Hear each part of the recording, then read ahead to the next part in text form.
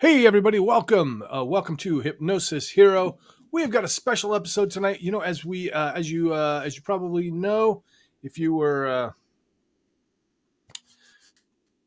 if you saw the update, I don't know if you saw the updates or not, but we were planning to welcome to Hypnosis Hero. We were planning to have on Chris Jones, the awesome stage hypnotist that was on America's Got Talent. He's been on some other cool TV shows. He did one with Fluffy, which was really funny. The comedian Fluffy. He was supposed to be on tonight. He had a last minute gig opportunity, and so he's rescheduled for March 3rd. Everybody, March 3rd, because we are booked out, Shawn. We are booked out for 3 months. Hey, when you are two wild and crazy guys like us, and then you throw Brian into the mix. Oh my God! It's pandemonium. Exactly. Pandemonium. And so, we're really excited. He was really bummed about it. I mean, he even talked about possibly doing it from backstage at the comedy club. And I said, no, I don't want you to be stressed out and trying to do the show. It's important, but it's not that important. So we let him off the hook. He might even be tuning in a bit right now. If he is, Chris, you're dead to us. You're dead to us. Say that's just hanging out with him too, so he's dead to us too. Actually, they sent me over something, which is I'm really excited about. They were let me adjust my light if I can. Let's see here. No, I can see you now. Oh, good. Now it's really bright. There you go. They're slowing down. They actually sent me something. So there's a really cool. Where's it at though? Is it on my? Wonder if I can share it. So Salis Juwan was on and you know what? I'm just going to say before we go, I'm going to say before we go any further, but let's say, thank you to everybody who's watching already. We've got Fearlessly Phoenix. She sent us over some good feedback on some stuff, some live streaming software. That was nice of her. Good to see you. Oh yes. Don't forget to like, share, and do all the good stuff. Yes, Shawn is live on TikTok, aren't you?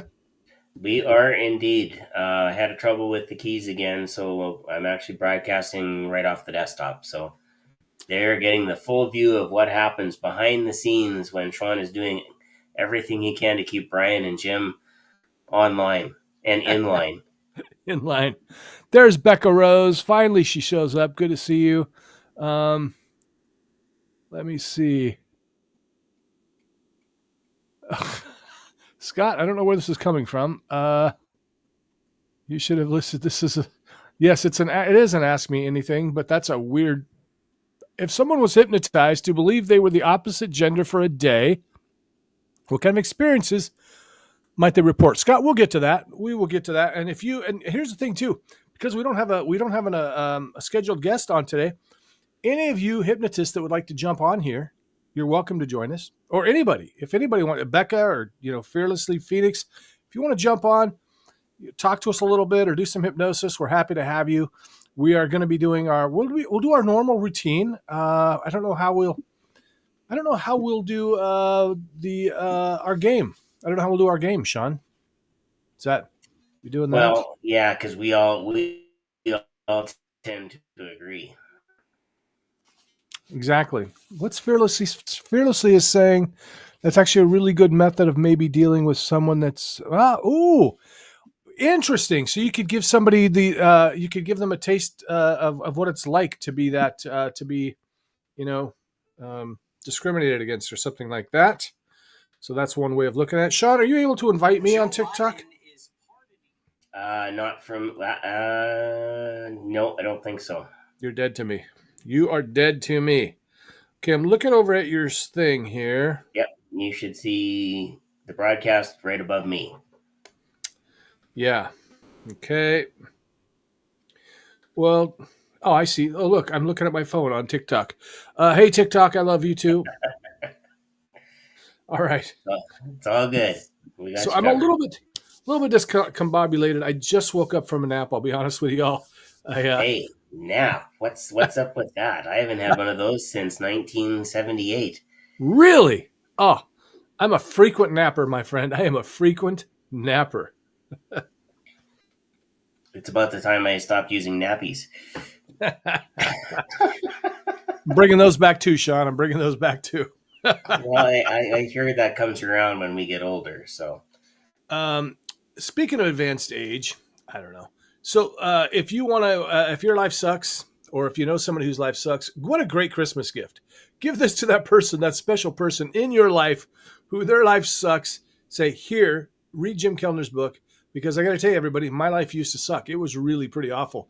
15 years ago, I started using hypnosis and some other techniques, changed it around. I'm now, Shawn, you saw the news. You tell everybody. I mean, yes, I believe we now have to refer to you as Mr. Ambassador. I didn't want to mention it because I'm very humble, as you all know. But Shawn, if you'd like to elaborate, I cannot go anywhere on social media without Jim. You know, and it's intense, man. Like it's like you're trying to burn into my soul. You know, you're just pointing. That's right. You know, I'm ambassadorizing the hypnosis right into you. So yes, I've been chosen as the ambassador, the hypnosis ambassador of the year for 2025. A position which does hold many wonderful benefits, I'm sure. So far, I haven't found any. Shawn thinks I might have what is it called? Diplomatic immunity. I've always wanted that. I've always wanted diplomatic immunity. Yeah, it didn't work out so well in Lethal Weapon. So I'm going to Shawn. Scott. All right, let's. Shawn, why don't you call out some people there? I'll take a break.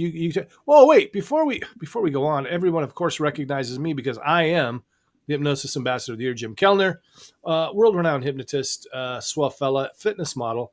You may not recognize my good friend Shawn Kostiuk because he lays low a little bit more than I do. And I'm off planet a lot too. What's that? I said, and I'm off planet a lot. He's off planet a lot, nerd. But we're breaking him out of his shell. As you can see, he's breaking out. Shawn Kostiuk is here tonight. We refer to him as the captain because he thinks he is Jean-Luc Picard or John-Luc Picard. Sorry. He's okay. They used to call me Sean-Luc in university too. Jean-Luc. He even has, folks, not even kidding. He even has, and someday he might even show us on the broadcast today.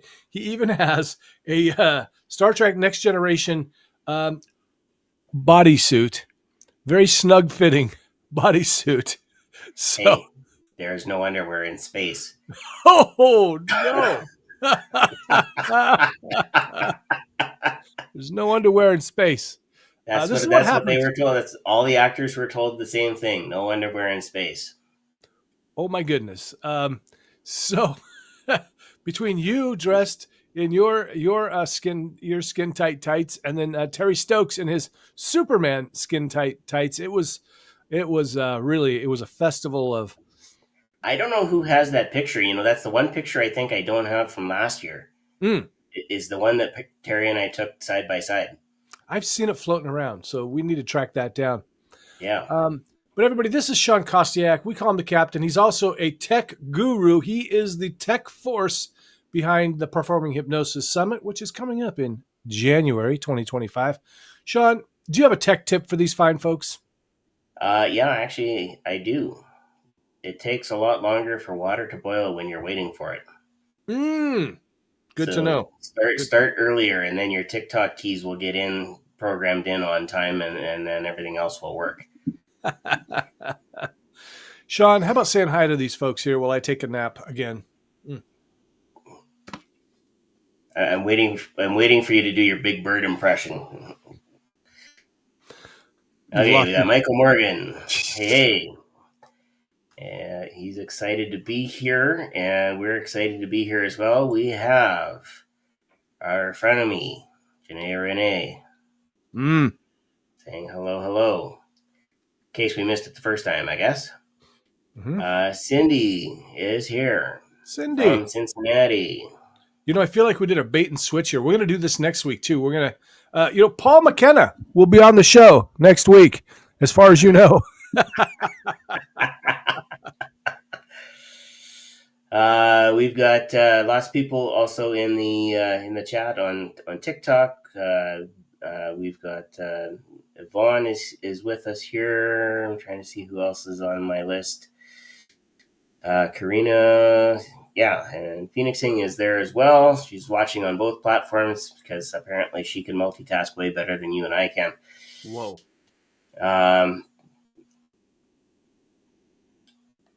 Scott says he has a video. Scott, what do you have a video of? Now he's saying he's got evidence. Ooh. Uh-oh. Question is evidence of what? Yeah. There's been a lot of heinous crimes committed by Shawn Kostiuk. So Actually, not entirely untrue. You surprised me. Except that I grew up on the west side of the province. There was another guy who grew up actually just south of here. Same name, much different person. Really? So there are currently warrants out for. Well, there could be. You never know. Let's just say that our blockbuster video choices were very different. So Scott says, silly Jim, naps are for kids. You guys got to get on the nap thing. It's amazing. Getting a lot of congratulations from people. Thank you so much. I really do appreciate that. So here's something from, we haven't gotten to this yet, have we? Quario. So I don't know if you religious, but Jesus lived kind of like on heaven and on earth type shift. Could you possibly hypnotize someone to believe they are living in heaven on earth? Absolutely. Absolutely. Yeah. We do similar stuff. We do similar stuff all the time for shows. I'll make them think they're Taylor Swift, which is, heaven on earth right there. So yeah. All right. Also joining us on TikTok now, Jennifer Wood, hypnotist from Ontario. Coach Mike, also a hypnotist from Ontario. Lots of Ontario folks jumping in. You're really pulling the Canadians in, Shawn. Well, I think that's a chunk of my TikTok seems to want. Oregon, Ontario. They both start with an O. Yeah. Good. Fearlessly Phoenixing, yeah, great points about that. About the idea about the hypnotizing someone to be the opposite sex because they could understand where their own issues arise from as our anger and hate come as a mirror. Interesting stuff. What else we got here? Salute, thank you. Still want to find it. What's we got? Oh, how is there a way to hypnotize someone to create a cue for? Here's a great thing. You can't. So Quario is wondering about: is there a way to hypnotize someone to create a cue for oxytocin release? Shawn, you want to field that one? I don't know. Do I? I would think there would be no problem creating cues for just about anything.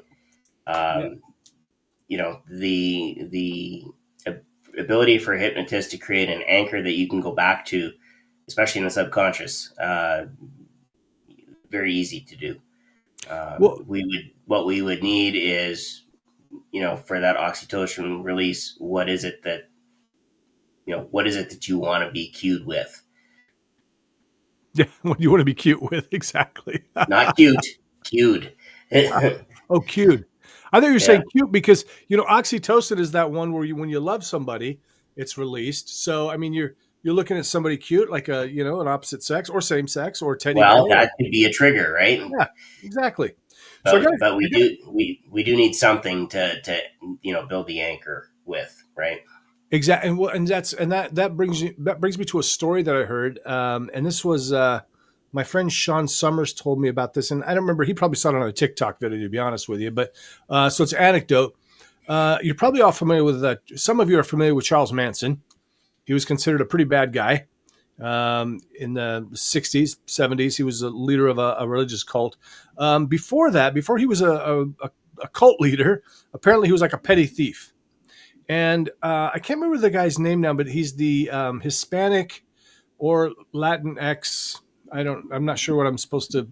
It's Mexican heritage actor who's got the, I mean, really rough looking face, and he's really big and buff. And I don't remember his name right now.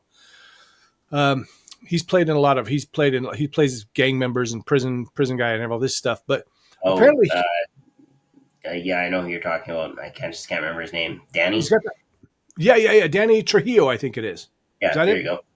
So Yeah. apparently, Danny Trujillo back when he was more of a criminal than an actor, he was in like in like the local jail there, like in L.A. somewhere, and Charles Manson was in there too. But he was.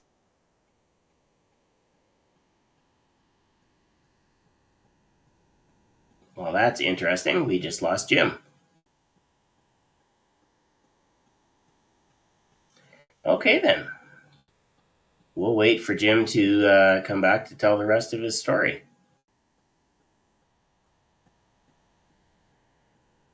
Here, I think this is him. There we are. There we go. You're back. We're back. I don't know what happened to you, but you're back. Yeah, I'm glad we're. To me, it looked like the whole world just vanished. It just everything went away. So I don't remember. So I don't know how much you heard, but anyway, it was. So Danny Trujillo is in jail with Charles Manson before he was a famous bad guy. He was a petty thief back then, or something like this. And apparently, Charlie had played around with hypnosis, and that's probably how he ended up being a cult leader, because you can use these powers for good or evil. And probably more he probably studied more the influence side of hypnosis, and that's probably where the cult leading came from. But anyway, they asked him, they said, hey, can you, there were three of them, there were three guys in the cell. There was Danny, and then another guy, and or maybe there were four. There was anyway, the three guys that were not Charles Manson asked Charles, they said, hey man, can you hypnotize us to think that we're high right now, because they've been in jail for a while, right? They had no drugs. And he goes, yeah, let's do it. So he hypnotizes them and tells them that they're on heroin. And apparently they all had three of the four had an incredible, or two of the three had an incredible experience. They even threw up, which apparently is something that goes along with heroin. Two of the three, and had this really nice experience that they described as being really awesome. So they come out of it, and they're talking about how great that was and how amazing that was. And then the other guy, this third guy, did not have a reaction. And so he goes, well, why didn't I have a reaction? Everybody's like, well, why did we have a reaction to the heroin and he didn't? And Charles asked him, he said, well, have you ever tried heroin? And he goes, no. And he's like, well, that's why, because you don't have a reference point. And so when you're talking about setting those anchors, really all those drugs, all those things, they really fit in like kind of little keyholes within us, and that's why they work. And so if you can trigger that little keyhole without the drug, you can get whatever you want.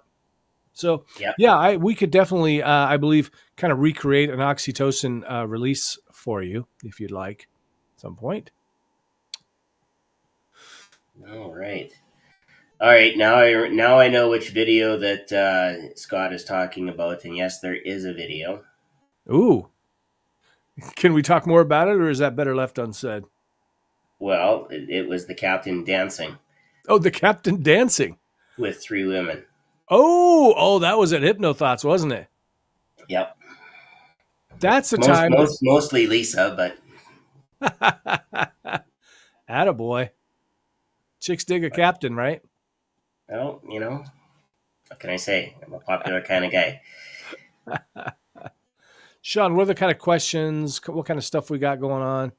Now, if you're just actually, let me just say, if you're just tuning in and you're noticing that Chris Jones is not here, we did not do a bait and switch. Chris Jones, a couple days ago, yesterday or day before? Anyway, he messaged us saying that he was really sorry, but he picked up a last minute gig.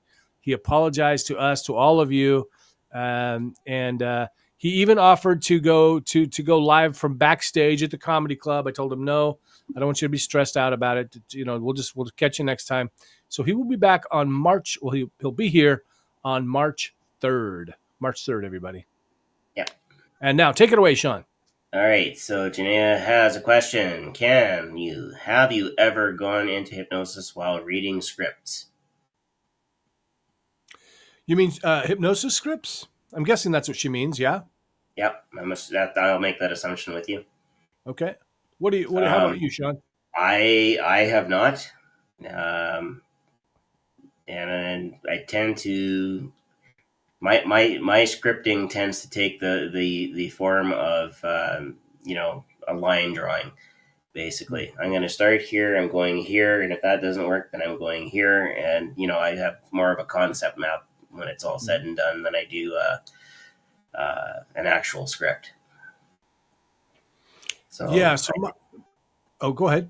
no, I was going to say I tend to be active when it comes to that sort of thing, and instead of just reading scripts. My first 2 years of doing professional hypnotherapy, I worked in a clinic where we were required to use scripts, although we were allowed to deviate a bit, but mostly we were supposed to kind of read the scripts. And so the great part about that is that I've memorized because some of these scripts, like for instance, if you had a weight loss client, the first session, it was always the same. It was always this one script. So I have big chunks of scripts kind of memorized. So even if I'm not if I wasn't reading a script, it's sort of still in my mind. I will sometimes use an outline. There are certain things that I want to make sure I say, so I might just make a note of that. But I don't typically use scripts anymore.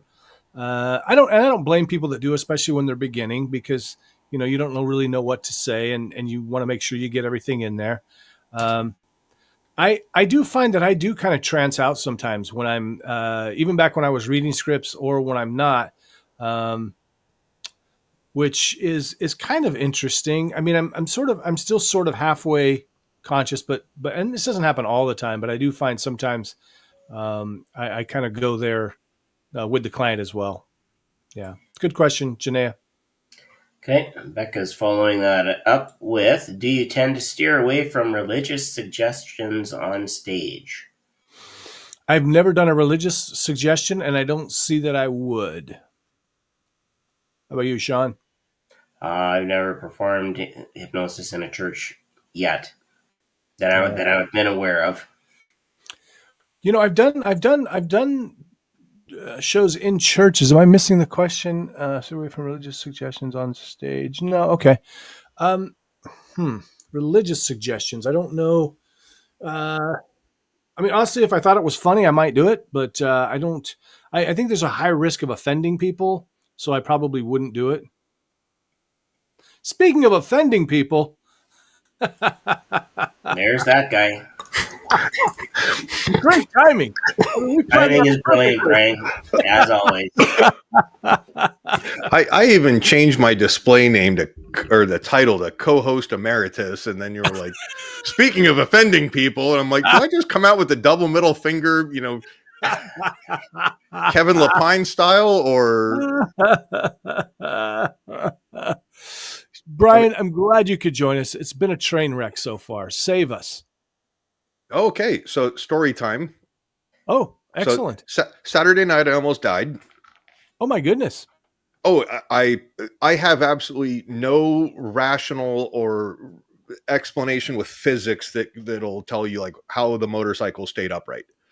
So I'm coming down I-5 through Everett, and it kind of there's a spot in the freeway where it kind of S curves. Now it's kind of coming around to a left-hand bend, and I'm in the carpool lane, so far left, so inboard side. I gotta specify that for people like Becca who are overseas. They get it all backwards. And I want to change one lane over to the right. So I look over my right shoulder, check my blind spot. I turn around, and there's like a car bumper, a ladder, something. It looked gigantic right in front of me, and I'm at like 80 miles an hour. There's nowhere for me to go. Hit it dead nuts in the middle, and I just see debris everywhere in front of me, and I'm like, all right, so this is how it ends. I felt a sharp pain in my left foot, and what happened is I stood up a little bit because I was like, all right, this is going to be just beat us, delete us. And so whatever it was hit the bottom of my foot, rolled it so the top of my big toe smashed into the side of the gear shifter and snapped the little 90-degree piece off that lets me click the gears up and down. That was the only damage. Wow. So I'm coming home getting off the freeway, and I'm like going to downshift, and I'm like, there's nothing there. I looked down and I'm like, oh crap. So Oh no.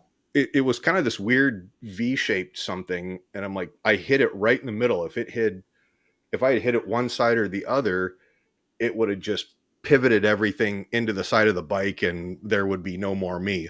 But Dude. yay Wow. for I don't know. I'm convinced that my father was like watching from above, going, "Oh shit, he did it again." Like, let's not today, my son. I know you miss me, but yeah, it's I also do have some other exciting news. I was away last week. Yeah, you had a deadline. Yeah, that kind of went a little bit sideways, and I think it's for a good thing. Okay. The VA came back, and I'm officially 100% total and permanent rated. So basically, I'm semi-retired right now. Dude, good for you. And I don't So- mean, I mean that because I know you've had some struggles, and I think that's Oh, yeah. actually a good thing. A good thing, right? Yeah. You've been instrumental in a lot of that, in helping me be able to articulate to the powers that be. Mhm. And so there's just a lot of and getting that rating. It's like almost getting married. You're like, okay, now you qualify for dental, so I get my teeth fixed, so you'll see me Yeah. smiling a lot more. All right. I've got to go get ID cards and update a whole bunch of stuff. So Wow. all of my student loans are scheduled to be discharged, going away, Ooh. and hopefully in the next 24, 48 months, hopefully looking at buying a house when Oh, house excellent. prices and stuff like that. So Fantastic. What a great outcome, Brian. And I know, yeah, I mean, obviously, we're always looking for the positive, but this really, it's not an equal payoff, right? But it's something. yeah. I mean, I'm far from like being in a wheelchair or anything like that, but I'll explain it this way. With the disability rating, it's like a lot of little things, and they Mhm. add up. Yeah. So you can kind of take that analogy to success.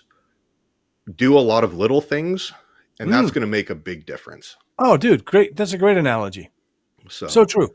Yeah. But yeah, now we're gonna do a lot of stuff. Probably some surgeries coming up in the next over the next probably year or two, and yeah, I'm just looking forward to. I mean, it's been a huge weight off my shoulders. It's something that I've been really working hard for the past couple of years. Mm-hmm. Well, fantastic. Yeah, how are things with you guys? I was arguing with my computer and technology, and it was like, oh, I want to update, and I'm just going to freeze. Boy, So- don't you love that? It just gives you no choice. We're Had to gonna give do it the right. little Fonzarelli fix. Some percussive maintenance, and Percussive maintenance. I love that term. You always Yeah. have the Oh, yeah. best term. You always have the I've best used term. that term for 25 years. That's what we used to do to the CRT. You get those big monitors, the big ones that used to have the cathode ray tube in there, and the picture would just flicker just enough to just drive you bonkers. Mhm. And you just reach around the side, and bam! It's not so much bam. You give it an abrupt physical adjustment. Oh, no. Bam! Well, the language is different in Canada, Brian. That's right. They speak it differently. So It's not quite it's a lot more than just a little love tap. Let's put it that way. oh, I don't have powers. I'm give me laughing powers. laughing at Scott's comment. He says, Brian, you broke up a little bit. He goes, you had a problem keeping it up on Saturday, so hit it dead nuts in the middle. Weird V-shaped thing. And There you go, Brian. dear God, why was your father watching? I'm like, of course. Always the best comments from Scott King. Hey, look, we got let's call out Paulette is watching. She says, hello, Captain Shawn and Ambassador Jim. and awesome Brian. Yeah, he's here now. It Brian, doesn't yeah, say awesome, co-host Brian. It says a Emeritus of heart Hypnotist. after your name. Yeah. We're going to disregard this comment from our frenemy, who says, "I think I'm going to have a big pineapple pizza party for all the frenemies next year at HTL." Kids these days. You guys can all cry and bathe in each other's tears. Jim and I will be at the pool. Indeed. A couple of comments from TikTok coming in. First of all, everybody's glad to see that you're okay. That you were protected through all of that, Brian. So, Thank you guys. that you're still with us. So that's good. One that did come in as a question. I just got to find it here because I typed it in. There it is. Explain the difference between clinical and stage hypnosis. What's really the difference? We had to boil it down. Jim, I think you and I talked about this on Saturday. Yeah. Well, Brian's. Can I take a stab at this? Absolutely. Go for it. Stab away. Okay, so the stage hypnosis is like the teaser, proof of concept, if you will. If we can get somebody up on stage in front of 100 people barking like a chicken, or pretending that they're Taylor Swift, why they would want to do that, I don't know. You watch your mouth. You could. There's a high degree of probability that, like, hey, maybe this person can help me quit smoking, or the idea of hypnosis can help me with weight loss or anti-anxiety, things like that. The stage is going to be more of entertainment based, and clinical is going to be solving problems. Yeah, I mean that's a really, in a nutshell. Yeah, absolutely. Oh, there goes Jim again. I was like, and then he just dipped. He's like, yeah, he dipped on us once already. He'll be back. Okay. I'm going to take a stab at this as well, because what Jim and I were actually talking about was the contract. There's a social contract when people come on stage. The expectation is the hypnotist is going to keep me safe and not thoroughly embarrass me that I can't show my face in my town again. On the more clinical side, the contract is I'm here to listen to you and help you with what you want help with. And money changes hands. And then money changes hands, right? Exactly. Mark Burris says, what's the best way to help a potential client quit smoking when they say that they really enjoy smoking? My first thought would be, okay, if you really enjoy it, why do you want to quit? Exactly. And then go from there. There again, that goes to that contract. They don't want to quit. So how are you going to convince them to quit?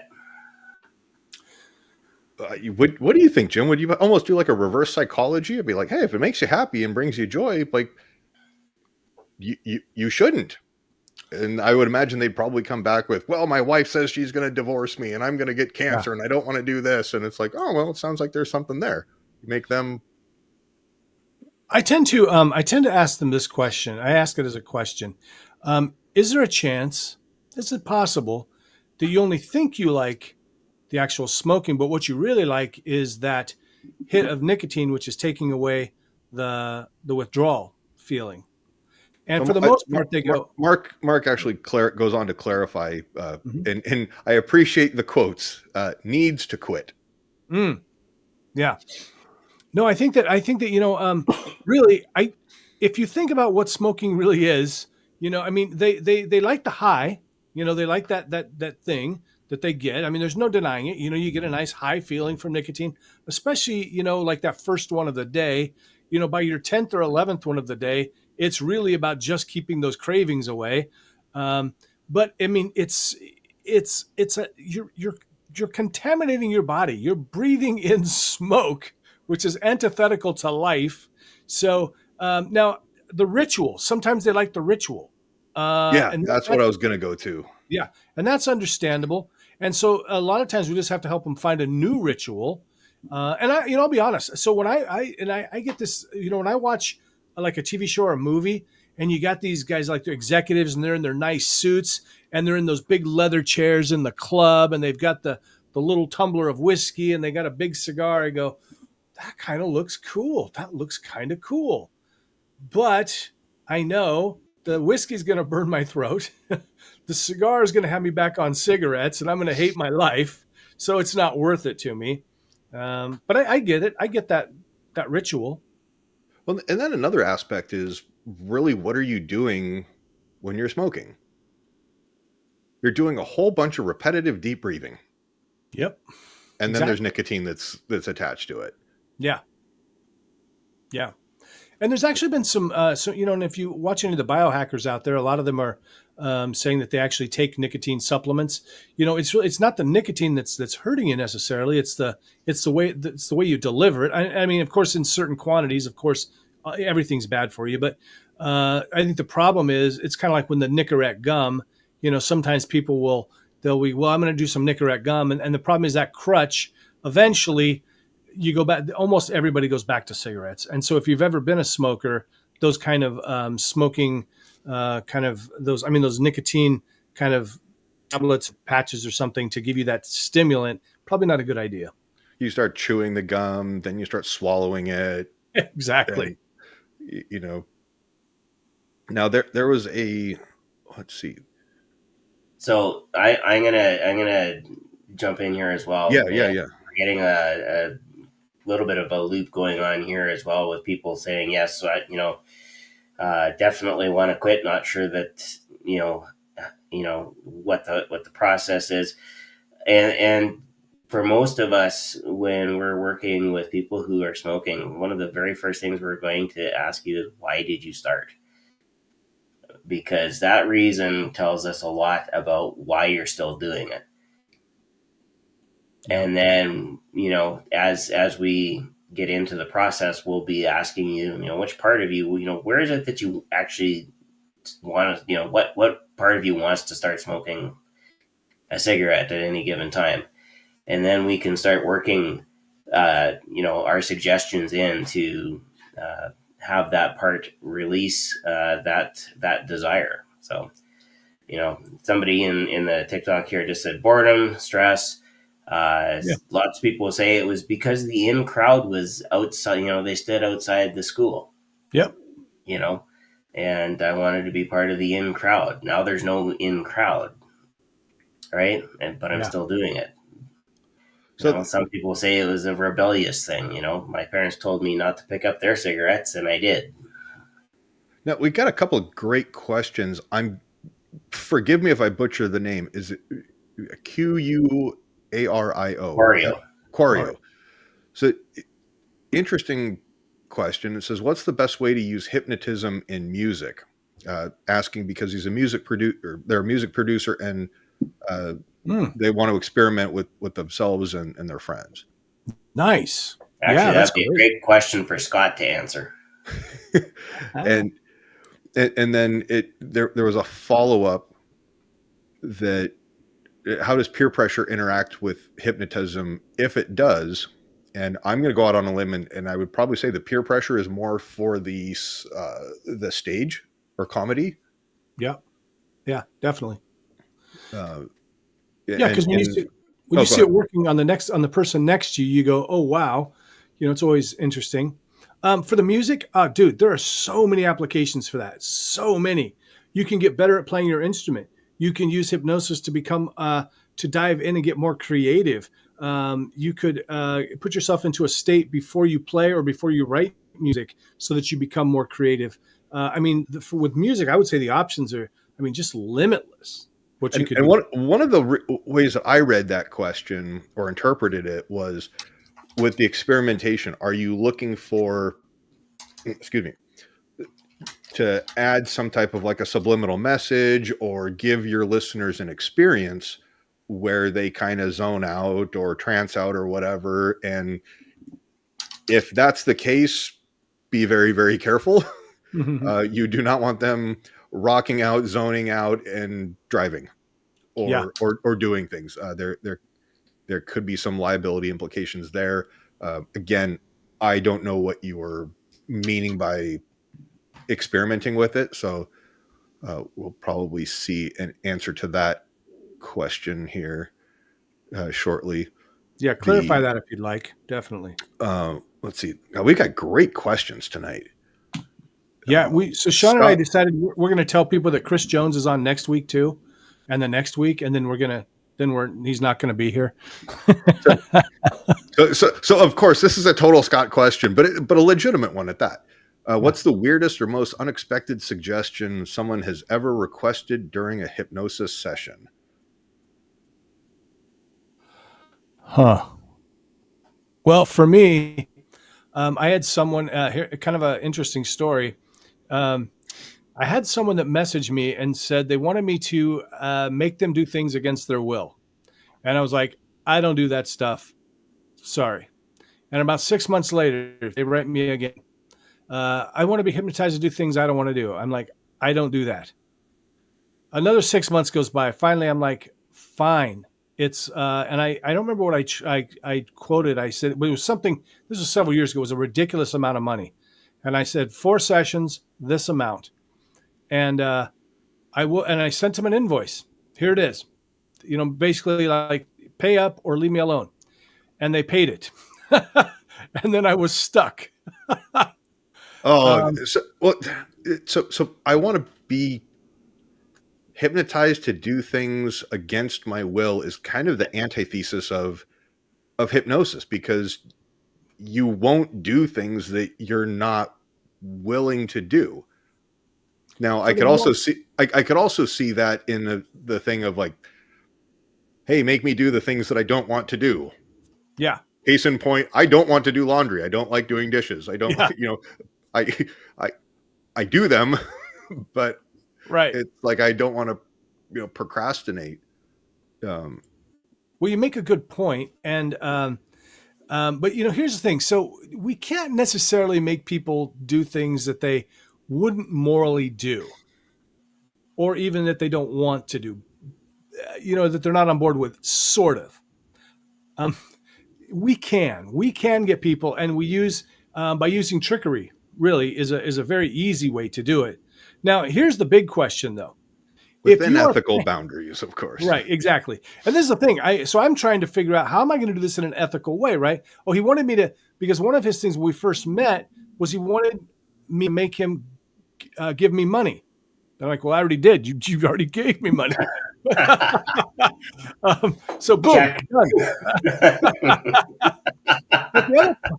But the other part of this is, if you are paying me to get you to do things you don't want to do, aren't you kind of already on board with doing things that you don't want to do? Right? So it's kind of a mixed up thing. So what I ended up doing was he strangely attracted to you? Because there's women that, like, more than likely on the dark web, or even on OnlyFans, where they're like, "Oh, you send me a bunch of money to, I'll show you pictures of my feet," or something like that. Well, I do believe there was a partial element of that. And when the individual wanted to meet in person because they were going to be in the States, the answer was a vehement no. I do not meet with my clients, which is not necessarily true, but in that case, it was true. I didn't want to end up, who knows? But probably not without a complete criminal background check. Yeah. And perfectly harmless person, I'm sure. But what I ended up doing is I did some conditioning, and the conditioning was, I had them take pictures around their town, send them to me, and then forget they did it. And so it was really interesting because I would get these photos, and then a while later, the person would message me and go, "Why did I send these photos? I don't understand what happened." And I'm like, "Just listen to your recording."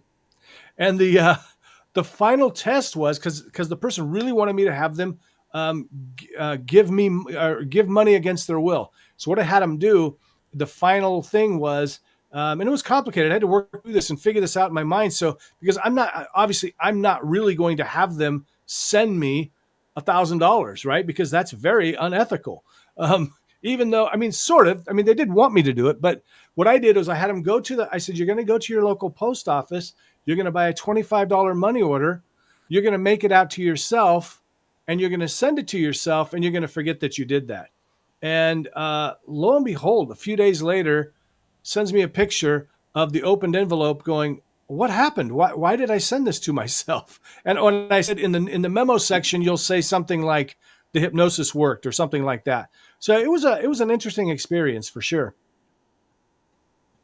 So we've got a follow up to that here, actually off of TikTok, and that is, so how does that work on stage then? As we just said, we can't actually make you do, except we can make you do. And the reason is the social contract. When people come to shows and they volunteer, they're saying, I'm willing to be a participant in whatever is about to unfold here. And hypnosis, of course, is the vehicle that helps them loosen up to the point that they actually make that their reality. And the other element of a social contract is, and I'm gonna kind of borrow Kevin Lapine on this, is on the social contract aspect. If you're on stage and you're like, I'm going to get this person to do something that I know that they don't want to do or that they're not willing to consent to, you have just proven to everybody in that venue that you're a predator. Exactly. Yeah. And you're likely there's a high likelihood that you're going to get sued, and that action is going to spread like wildfire, and you will probably never work again. Well, and think about it like this, because I always find that question a little bit strange, like at a public venue, or even at a home. But if there's a bunch of people there, what exactly do you think that we're going to make you do that the people in the audience wouldn't go, hey, stop, don't do that? Yeah. Right.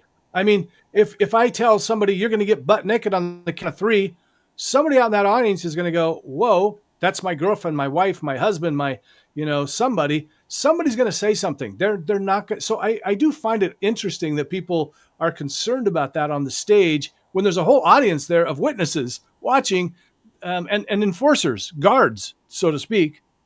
And also when you're on stage, if it's like, hey, you're gonna, you're 1, 2, 3, you're gonna open your eyes and you are gonna realize that I'm not wearing any pants. Yeah. It's so outrageous and hyperbolistic. The audience and everybody can see that you are fully clothed, and it's the person who's having the reaction. So there's nothing that's really ethically violent. You're not violating any ethics, really. It's just someone's going to go, God, that looked weird. And then it's going to be like, okay, at the end of it, all suggestions are erased and you had just a wonderful time. Okay, cool. Like, you're not harming anybody. It's just the same thing with, like, you're hot, you're cold, you smelled the best smell and then the foulest odor. It's the person that's coming next to you. Oh, now it's you. And you're just like, okay. It's made to generate a laugh versus humiliate somebody. Yeah. Because what kind of show is that going to be when everybody walks out going, wow, what a jerk? They're not going to want to rebook you. And the social contract really kind of begins when you either decide to buy tickets or you walk into the show. Like, this is going to be comedy. There's probably going to be some silly stuff. We're going to laugh. We are not to be taking all of this stuff seriously, with the exception of any of the safety rules and instructions that are specifically given. Yeah. And all right. Mark says we need to start a new website called Hypno Fans. I'm Nice. trademarking that, Mark. I like that. Hypno fans. Becca's got a great question. How well do subliminals work in audios or videos, or does it vary from person to person? Scott?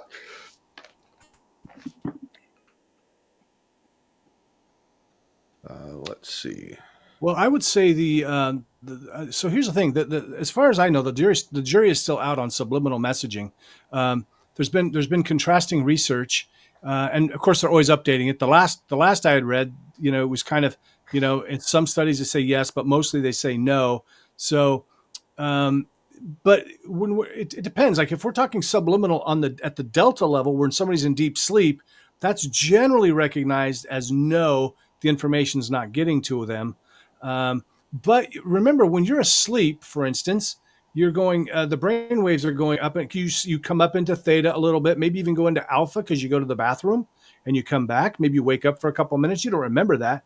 And so if, for instance, you're playing some kind of subliminal messaging through, it could still seep in. And then during the daytime, I don't see why it couldn't.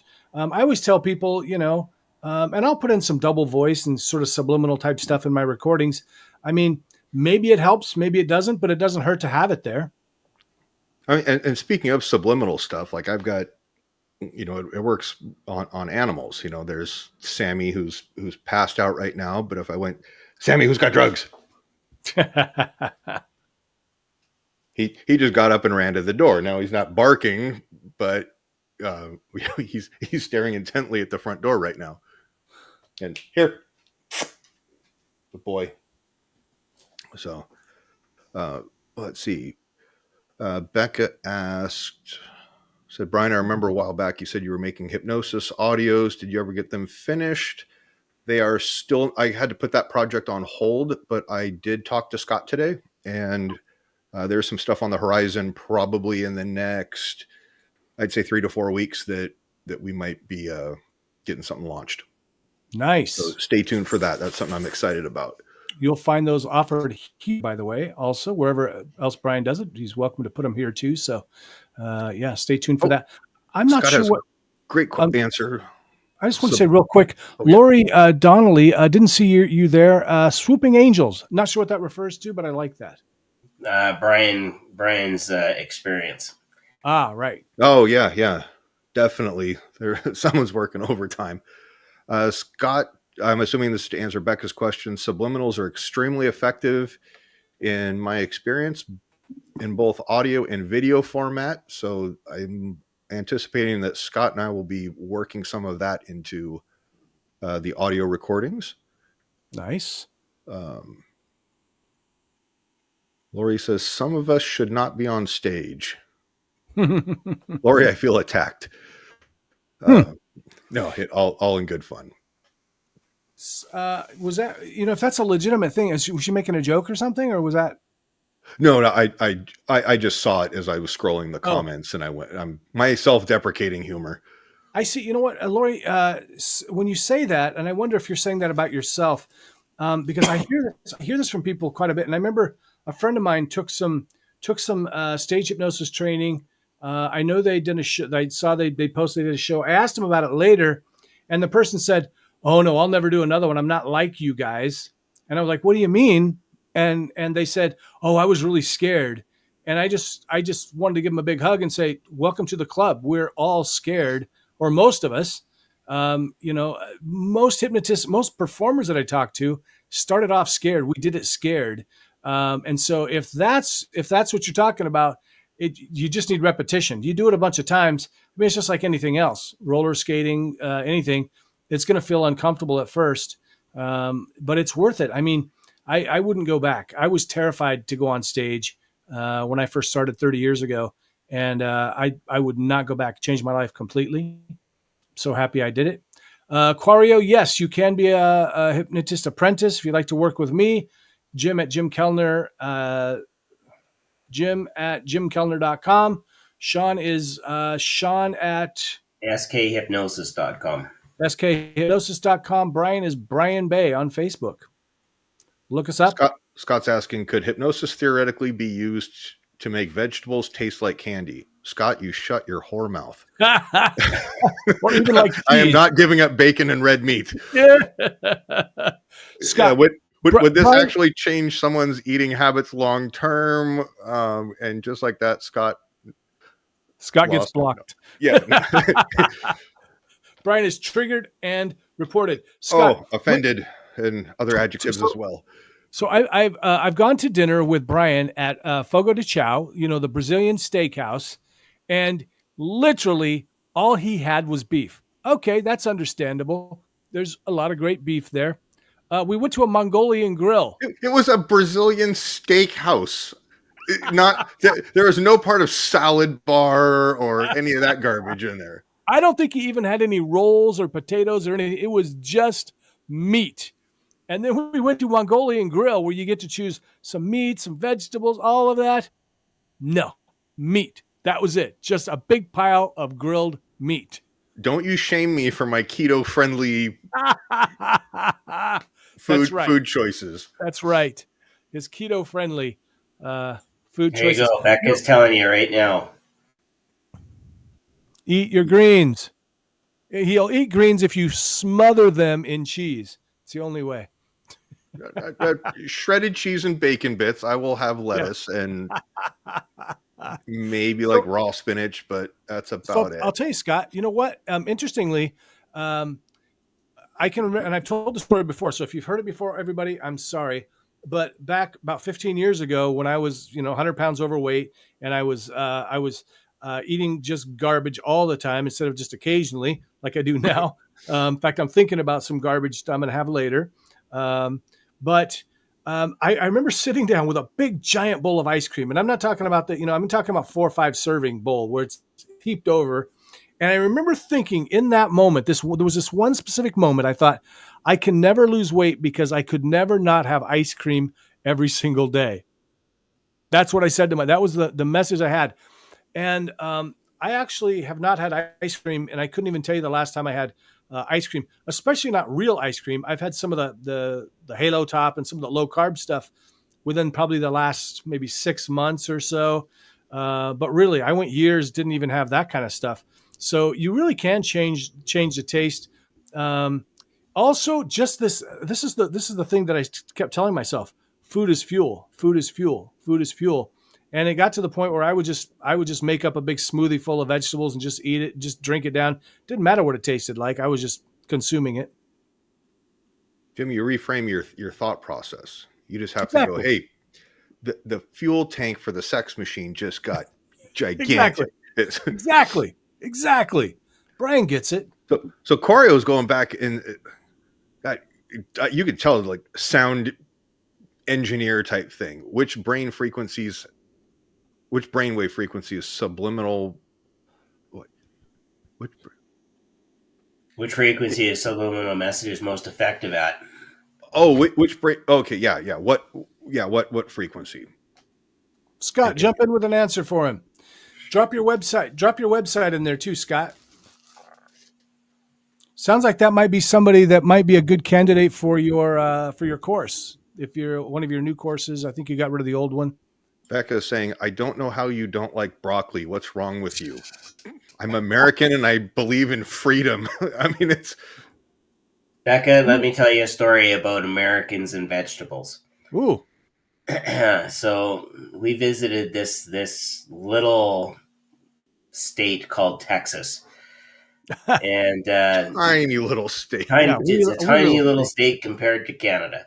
Anyway, my ex-wife had asked, somebody where all the vegetables were, and their only answer was, well, we fed them to the cattle. There you go. So you're eating the vegetables as long as you're eating the meat. You're eating Brian's food. That's what you're eating when you eat broccoli. Yeah. Why would I?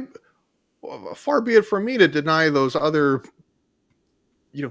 plant-based animals. Right. So Becca wanted to hear my British accent. So there you are, Becca. There's my British accent. Now I can actually do a more posh accent if you'd like, or I can go Cockney, whichever you like, Becca. You just let me know whatever you'd like, and then I can go a bit down under. Yeah, that's right. I can go down under. Hypnosis with Jason Statham. And I can even do Canadian, eh? I don't know. You were breaking up there. Scott's got to. You need to add a little more maple syrup to that, Jim. Happy to. Scott says he's a secondhand vegan. I'm using that. Scott is so witty. I mean, that guy has the best stuff. Wait, so Paulette says 15 kilohertz above for subliminal messages. Fantastic. Let's see. That's George has a question. Good want to quit. What are your favorite techniques of hypnosis? So you use the bigger hammer. And you just conk somebody out. Jim has a really good one that he likes to take brand new apprentices that are studying underneath him and lay him down in the streets of a college town. Just pat myself on the back there. Not right on the formerly chewed gum, but very in near between in between the chewed gum and the gutter where somebody may or may not have either thrown up or urinated in as recently as 12 hours prior. So as far as hypnosis techniques, it really depends on the client. If I'm talking to most clients will respond to like a progressive relaxation type induction, and that looks like that can come across in a lot of different ways. So if you hear somebody talking about walking on the beach or waves of relaxation going through your body, just anything where you're just kind of progressively getting more and more relaxed. Maybe now your legs are relaxed, your arms are relaxed, and that works for most people. But if they're more analytical, then I'll tend to go with something that's going to keep their mind moving, because the worst thing, and even people with ADHD can respond well to this, is you really want to, instead of having them try to quiet their mind, you want to actually have them use their mind to the point where they give up. And so one of my favorites, and you can look this up, it's by Terrence Watts. It was the very first analytical induction I learned. It's from Terrence Watts. He wrote this. It's called, and you can type this in, 7 plus or minus 1. 7 plus or minus 1. And it's based on the idea that, according to the phone companies, so the reason that our phone numbers are the numbers that they are, that whatever it is, 9 digits or whatever, most people can remember that many digits, plus or minus 1. And the whole idea is you get them thinking about, and now you're thinking about the warmth in the room and how how your body feels against there. Mostly now I kind of do a combination of both, especially if I'm doing a general one, like for YouTube or an MP3, so I can cover all the bases. But I would say I don't have any special protocols that I follow. I've always found that, really hypnosis works fantastic. I know there's a lot of different protocols out there. I don't know the reason for them, because I just always want to tell people, just hypnotize them. What are your guys' thoughts on that? Just special techniques you like? I tend to be a little direct when it comes to induction and any kind of change work that I do with clients one-on-one. Mm-hmm. I've found over time that I'm able to still get the point across. I don't necessarily have to be real flowery about it, mm-hmm. which is good for me, because even as an English teacher, my writing was always so straightforward that they always sent it back and said, no, you need to make this flow a little more. No, I don't. Point form. Change. Done. Yeah. How about you guys out there listening? Do you have a favorite technique you like, a favorite protocol, something like that? When in doubt, you just give it the old Haktua. And Haktua. There you go. Yeah, we should get Darren Brown on the show, Becca. Why don't you give him a call? Let us know.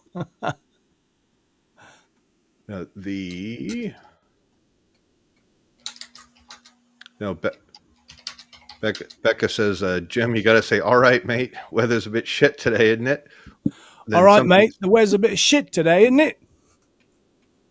No, throwing the word wanker. You got to sound more like Grant when you're going to say that. We should do a Jim and Grant side by side comparison, and then make Grant do an American accent. Oh, I've never actually heard him do an American accent. He said like a word or two, but that's about it. Yeah. And the easy stuff, right? Yeah. I was trying. I can't really do Grant's. It's so subtle. Let me just say. No, Grant Saunders. Grant Saunders. Yeah. There's a couple of words he says that I find really like. What are you saying? Yeah, I can't. I'd have to work on that. It's such a kind of a subtle accent. It sounds like to me.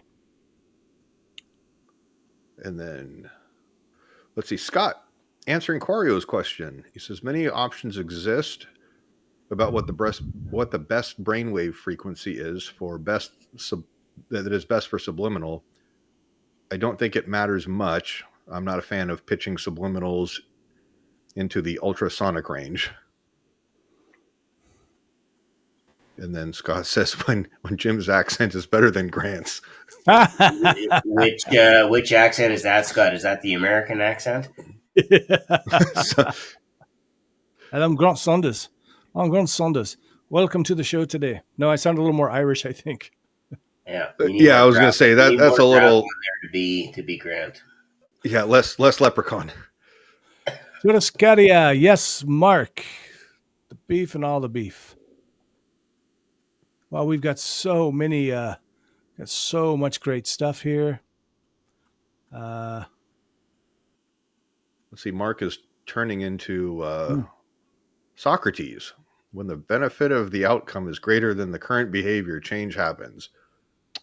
You know, and if you're a hypnotist, connect up with Mark because he runs the, I think it's a Healthy Life Centers, and he has lots of referrals for folks that like to do non-smoking. So hit him up, you know, and he can give you some referrals. So Mark's not actually a hypnotist, but he works with a lot of hypnotists. He also helps with their social media, that kind of a thing. So, you know, that's a great answer. Not just chuffed to bits that you mentioned it. All right, I'm going to need Becca to translate that to English. I have no idea what in the hell that means. You know what's funny? I used to think chuffed meant, it seems like you'd be upset. You know, you're pissed off or something, but it actually is good. It's a good thing. You're happy about it. Mark, yeah, that's exactly it. When the benefit of the outcome is greater than the current behavior, that's when change happens. So, you know, that's why we see a lot of people, they walk in their doctor's office and the doctor says, "Oh, you've got lung cancer." And they never smoke another cigarette, right? Or you've gotten diagnosed with emphysema. Oh, now I know, because the benefit, you know, outweighs it and it's very tangible. Problem with smoking and a lot of these things is it's not a, you know, you do it and then you have the response, you know, it's a delayed response, just like diabetes, those kind of things. You know, you eat that cake, you're not going to have your foot cut off for 20 years. So you don't feel it right away. So that's the problem. But when you can really, you know, like in hypnosis, we can do this, we can make that very tangible for them. We can bring that home to them. And I mean, even if you wanted to, and I do in my smoking sessions, I will include some kind of negative suggestions, things like, you know, it's gonna taste like you're smoking on a tailpipe, those kinds of things, or taking them down. You've got two roads. You've got one that leads to, you know, all the bad stuff and one that leads to the good stuff. It can be very helpful then. So if I wax poetic and say, and I took the road less traveled by. Yes. All right, mate. So question from Yvonne here on TikTok asking, how long can you be hypnotized for? How long?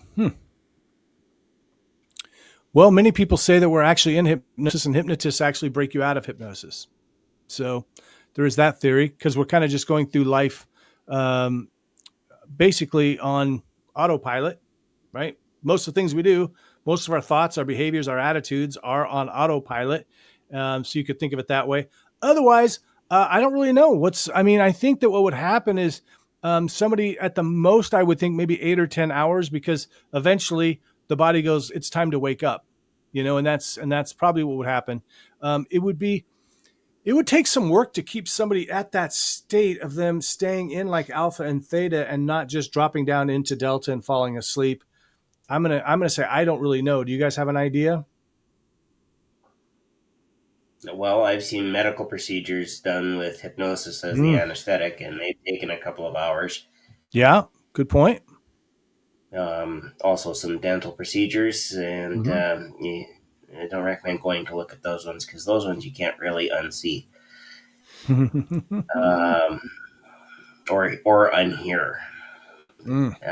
Crunch, crunch.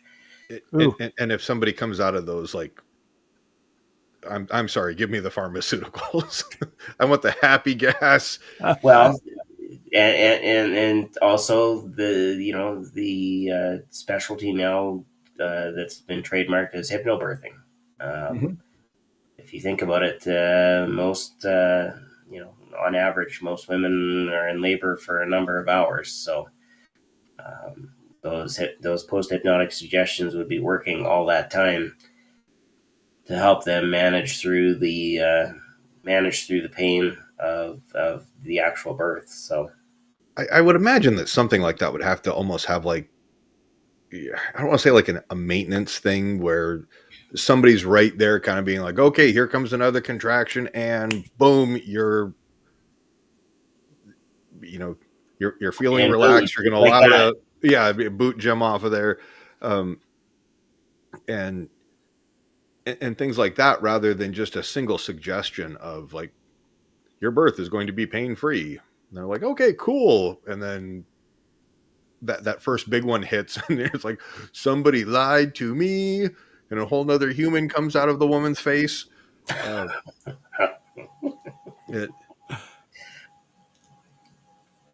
having all kinds of internet issues tonight. 3 times now. No, we're here. Has anybody ever utilized gamma waves? Ooh, that's good. Are you I believe rebuilding the Death Star or something? Like, no, I was going to say I believe Dr. Bruce Banner was one of the first to use gamma waves. Well, so gamma waves, we typically think of those, according to, from what I've read in the research, is those are accomplished by people like monks who spend decades really kind of refining the meditation to reach that. I do a lot of just basic hypnosis and stuff. I don't really see a need, or I don't really have the desire to go in deeper and kind of look into these things. Maybe why not? I mean, why not? Why couldn't we get someone's brain waves to go, faster, slower, whatever?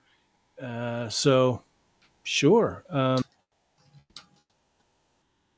And there he goes again. Is Jim still in Arizona?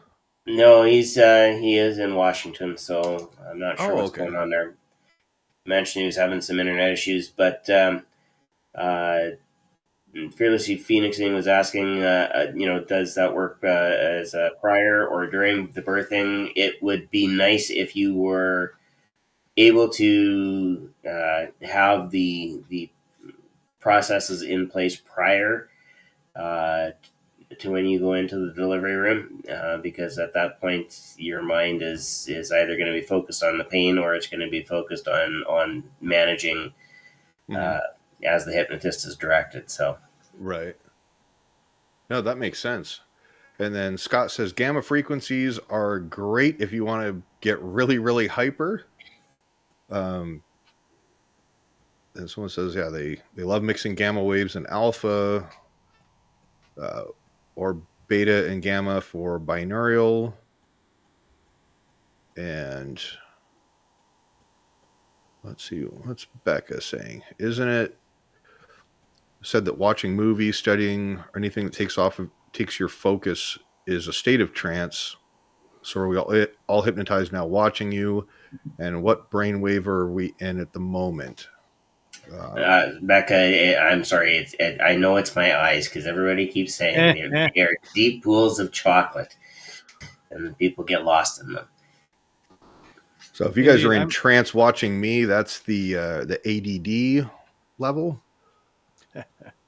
It's alpha, alpha, delta. Alpha, alpha. Oh, wait, no, alpha, delta, delta. Never mind. That's the dyslexic. So hey, we're getting close to the time we're going to be wrapping up soon. So we got to do a couple of things, and then we got to do some hypnosis. As you all know, we have recommitted to hypnosis on the show, live hypnosis through the screen. We've had some situations where hypnosis was not really done. Maybe other things were done, or very short ones. Tonight we're going to do some actual real hypnosis through the screen, and so go ahead and start putting down what you'd like us to do. If you'd like fun with hypnosis, or if you'd like us to do something specific, please put that in the comments, and we will be happy to do that. Guys, I'm going to take a product spotlight. Yeah. Right. Wrong way.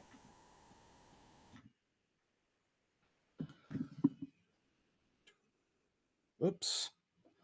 All right. Hey, so a couple of weeks ago, I talked about this and it didn't quite go through. So I want to What happened? Hold on. So we had a guest on Hypnosis Hero a couple of weeks ago by the name of Guzalia Davis. She's a fantastic hypnotist. She does a lot of really deep work, spiritual work. She's a shaman as well as a hypnotherapist, and she does a lot of teaching and group programs. So reach out to her. She also has put out this fantastic gratitude journal. It's 30 days to a more positive outlook, and I just want you to see that right there. As we know, as hypnotists, whatever we focus on in life, we tend to get more of. And that's why if you're going through a really tough time in life, things just keep getting worse and worse and worse oftentimes. Now, they really could be actually getting worse and worse, but sometimes we're just focused on that. That's the problem, is we really are just focused on all those things that are going wrong instead of the things that are going right.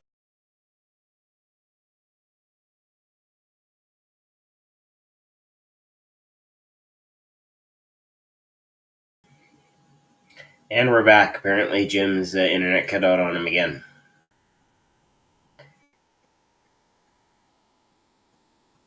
All right. Let's see. Okay. Sounds like he's back. There you are. Nope. There you are. It's those gamma waves. All right. That's what I'm thinking. Try it again. All right. So sorry if you're seeing this again, but we had Guzalia Davis on the show a couple of weeks ago. We didn't get her book highlighted, and I do want you to take a look at it. Look her up. She's a fantastic therapist. We had her on Hypnosis Hero. We tend to get more out of life what we're looking for. So if you're having a lot of bad stuff going on in your life, it really can help if you'll start focusing on the positive things. And even if it's something as small as the smile from a child, or, a friendly looking dog or something like that, the more that you really focus on that, the more you're going to see in your life. And you really can get to a point where you're just filtering out all the negative, all the garbage. And so using a journal like this, the gratitude journal from Guzalia Davis, that help you to find that focus. Because, every day you're going to be looking for positive things. A lot of people are out there trying to find 3 things to be grateful for every day. Those kind of things. It can be so helpful. I hope you'll give it a try, especially as we're going through this time of year. It's December now here in Seattle. Things are getting gloomy. People are starting to feel down. Well, I pretty much feel down year round here because it just rains all the damn time. But it'll be really helpful for you. So check that out. I hope you enjoy it, and let us know if you like the stuff that we talk about. I also want to show you, this was sent to me by Goose-Coo, and my good friend Brian Bay will attest to this. A couple of weeks ago, we had a power outage, and here in the Pacific Northwest, we often have power outages because we have lots of beautiful tall trees. And when the wind blows, those beautiful tall trees, they tend to fall down. Now, I'm a sucker for power banks. I love power banks. I was able to just use my power bank to power up my phone. And as long as I've got a phone, I've got a fireplace, I go a long time without power. Well, a couple days max. Let's not get crazy. But also I'm on the road a lot. So I'm on airplanes. You may look at Jim and go, wow, that guy's probably really organized. Believe it or not, I'm not very organized. And you also may be thinking, well, Jim, why don't you just use some hypnosis to get better at being organized? Because my list of faults is so long, people, it's going to be a while before I get to organization on my list of things I'm fixing with hypnosis. So what I'm trying to say is I'll get to a show and I'll think everything's powered up. Nope, the iPad will be at like 10%. My phone will be at 20%. Something else will be at 10%. So I always have some power banks with me because sometimes you can't find an outlet. And this is such a good one. I love the feel of this one. It's very solid feeling, and it's also pretty small. So it goes right in my backpack, and you can see it's got a nice display. Tells you how much power is left, 79%. It's got this little holder here. So if you want to clip this on your backpack, you can do that. I had to pull it out of my backpack because that's where I keep it. Now, one of my favorite things about this one is, look at that. You plug it into the wall to charge it. Okay. I have a lot of these that you have to you have to use a little wire that's connected, and they always get broken, or you've got to use a different wire to attach it. Nope, on this one, it's built in. You'll see you've got a USB out, so I can, when I want to charge my Apple Watch, I just use this. I charge it right into there, plug it right in. It's regular USB. It's also got an input there for USB-C. So if you want to charge it up that way, you can. You just take your charging block and attach this and plug it in. And then you've got a USB-C, which I can use for my iPhone 15. USB-C, or most devices now use the C. I've also got a 10 here that I use for video, oftentimes as a backup video for shows, my comedy hypnosis shows. It's got a lightning attachment as well. So check that out as well. It's a great piece of kit, as Grant Saunders would say. And then if you check there, you'll see the clothes I'm wearing, and you'll see the if you like them, you can get them. And then also the equipment that I use. That's all outlined here on the live as well. And now it's time to get back to the show.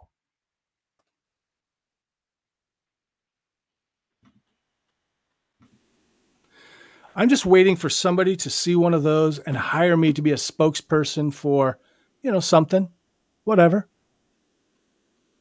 Well, you're already an ambassador, so a brand ambassador would be next on the list, would it not? Dude, that's what I'm talking about. I'm already an ambassador. You guys, by the way, you don't have to bow, but you can. We don't even curtsy anymore in Starfleet. Please don't curtsy.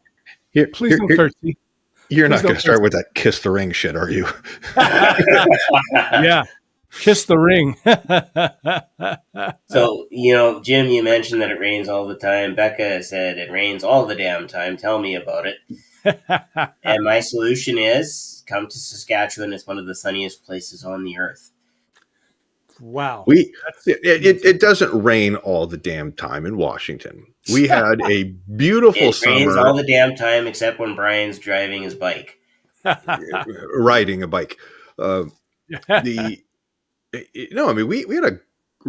all in all, I think we had a great year. I mean, we had our bits where weather was less than favorable, but I think all in all, it's been wonderful. I mean, it hasn't been the worst year. It was a beautiful day yesterday. Brian, hardly a cloud in the sky. It was just cold, and I heard the songs of my people riding by the house, and I'm like, I can't make the bike go right now. Brian, my reticular activating system is searching for the rainy days. That's all I see. I need some hypnosis. Yeah. Focus on the positive. Yeah. You're using all your own words against you. This is not fair to you. I'm so wisdomous. I should start using my wisdom. That's a Joey line. That's a Joey Tribbiani. I can't believe you don't know that one. Say that one more time, a little slower. Wisdomous. Wisdomous. That sounds like you missed the toilet bowl and be like, hey, wisdomous on the floor. I was gonna say, well, if you wouldn't have said Joey Tribbiani, I would have said President Bush Jr. Oh, well, there's a good one too. Yeah, absolutely. He came up with some really interesting words. He did indeed. Oh, and some sayings. Fool me once, shame on you. Fool me twice, something, not going to fool me again. He was. When it comes to articulation, I think he was like the preamble to Joe Biden. Nice. And then we got spoiled with Barack Obama. I mean, as much as I didn't agree with him on a lot of his policies, like he's an eloquent speaker. He was a very eloquent speaker for sure. And then Bill Clinton was just the silver-tongued devil. Oh boy, he could talk you out of your drawers. and talk a woman onto a cigar. Who said that? Who said that? My labor was 15 minutes. Oh, okay. She's talking about her pregnancy. So let's look at these. Let's see. That takes your focus. So yeah, let's start doing some hypnosis, guys. What do you think? Sounds Yeah. good. I'm going to put the banner up, of course. Jim, you So can tell everybody who's listening about guys, don't watch, don't drive or ride a motorcycle or a bike or anything. Roller skate, chop onions while we're doing the hypnosis part. And really, if you're sitting in a chair like I think all three of us are, like kind of an office chair or something, you might want to move to a recliner or maybe lay down on the bed or something, because if you get really zoned out in the hypnosis, you might just fall right off your chair, and we will not be responsible for your injuries should they occur. Although, if you should suffer an injury, you will remember it as the most wonderful experience that you've ever had, until you remember to forget it all by completely forgetting to remember it. And the only request we've had is giggle juice from Scott, and we've had hand No, we movements or yeah. something to look at, and lots of fascination. Pretty please. Lots I of want to go fractionation. deep. Fractionization. That's where you. Yes, fractionation. Yes. That's where you take somebody down, bring them back up, down, up and down, up and down, and it just kind of Absolutely does that stuff. Brian, would you like to start us off, since you're a big fan? That's the Oh, dude, I'm gonna defer to two gentlemen that are far more experienced than I am. Where would you like us to go find them? Ladies and gentlemen of the jury, let the records reflect that those were his words, not mine. Number one, you called. You said something about the gentlemen. question is Brian equating our experiences to the fact that we don't have as much hair on the top of our head as he does? He would never do that. He would never. Come on, you use your wisdomus. It's wisdom. Brian, in that context, it would be wisdomousness. Wisdomousness. Yes, please. Multiple wisdoms. Your wisdomai. Exactly. Thank you for catching on, Brian. It's about time. Okay. So when did you get back into Washington? Oh Lord, I don't know. It's been a week, 2 weeks. I honestly don't know at this point, Brian. I'm really pretty confused about dates, and I think it's 2 weeks. I think so. Yeah, we missed you on Lodge on Tuesday. I was back in town for Tuesday. It's true. Okay. I was just tired, and it was rainy, I think. In my mind, it was raining. I forgot my pants. I was having a bad wiener day. Can we call out sick for that? What's that? Can we call out sick for that? I don't know. It depends on if your boss is going to buy it. Hey, hey, Shawn, go ahead. We got another question. Okay. My question is: do these men have wives, and do they hypnotize them? Great question. My wife doesn't even understand what I do.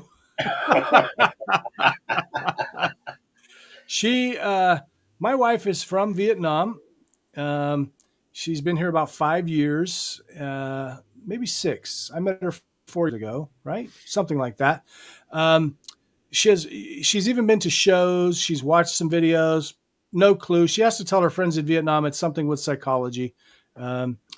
She did come to a show recently, She is making you look like a god. Oh yeah, totally. You're practically a psychologist, Jim. You're this close to a doctorate. This close. Ambassador today, doctor tomorrow. So no, I don't use hypnosis. Now I've used hypnosis with significant others in the past, and no, not for anything maybe fun, but to help them with different things that were going on in their life. Why not? Shawn, how about you, buddy? I actually, my ex-wife was my practice partner when I was learning. So that was a long time ago, 2013-ish. So, and beyond that, no, not really. Cool. Lori says 37 years for me to keep my hubby hypnotized all the time. Brilliant. I'm assuming, Lori, that's how the dishes get done. Exactly. Brilliant. I'm like trading spousal duties for other spousal duties. That's just marriage. And as a family law paralegal with reformed with over a decade of experience, I can definitively say that marriage is the leading cause of divorce. And like me, I also got issued an ex-wife with all of my military gear way back when in another life. And people ask why divorce is so outrageously expensive. And my answer to that is it is worth every penny. Gladly pay double. She lives on the polar opposite side of the country. And Jim, I can tell you, like, I sleep like a baby. Like people go, what do you do? I enjoy the quiet. Enjoy the quiet. And the harmony in my life and things like that. Oh, I just have Brian, to worry about a motorcycle killing me and other drivers on the road. It's less stressful. you're making it sound really good, Brian. Stop talking. No. I'm like, oh, silence. Wow, what's that like? I'm kidding. If you're watching. Silence is what happens after the popcorn maker is done. So Lori's husband is also a hypnotist. Lori, I don't think I've met your husband. I didn't see. Was he at Michigan? And I think we've seen each other at different conferences. I don't know that I've ever met him. And more importantly, will they be in Las Vegas in January? Indeed. Will they be in Vegas in January for Performing Hypnosis Summit? Chris Jones just signed on to that, although his track record's not doing so great so far. We hope he'll be there. I'm sure he'll be there. Scott King says he sleeps like a baby, wakes up every 2 hours crying. Yes, but crying for different reasons, Scott. Well, if you pooped your diaper, you'd cry too. That depends. Oh, God, this is such is it late enough to where we're like not a family show anymore? Because I can explain to Scott exactly why I'm crying. Keep it on the up and up, because TikTok will ban me if we waver a little too far. So, what was I going to say? Scott King says that he hypnotizes his wife all the time. She probably hypnotizes him too. She's a hypnotist as well. Shawn, do you have your pocket watch handy? Good question. Where's mine at? I don't remember where I put mine. I usually have it in my backpack for shows, but I don't know. I must have taken it out or something. Because I think it'll be fun to start off with a traditional style hypnosis induction, and let's do some eye fractionation. So if you want to start us off with some, and Shawn, here's the thing too. This is what I was thinking about. When we did the hypnosis, I believe it was yesterday or day before. We're kind of worried about stepping on each other, but I don't think we have to worry about that because it'll just kind of create a double voice. So if you're talking, if I'm talking or you're talking or Brian's talking, let's just try to talk over each other. Yeah, just like we did with Scott. That confusion adds an element of. Yeah, I think it'll be good. So that's what I found. So again, please pull over if you're driving or listen to this later. Be sure and bookmark this page so that you can find it again. Here, Shawn, you jump in the middle with the pocket watch. How tripped out would people be if he just reached over and then I was like, okay, I'll grab it, and then a pocket watch came in this. That would be sweet. Do that again, Jim, because just as my arm was going that way, your hand came out. Yeah. It looked like I reached all the way around Brian. All right, guys. The thought of the two of you guys reaching behind me terrifies me. That's why I wake up screaming every 2 hours. And sleep. All right, guys. We're doing the hypnosis now, so please sit down, lie down, relax. What do they call that, Shawn? Is that the Saskatchewan reach around?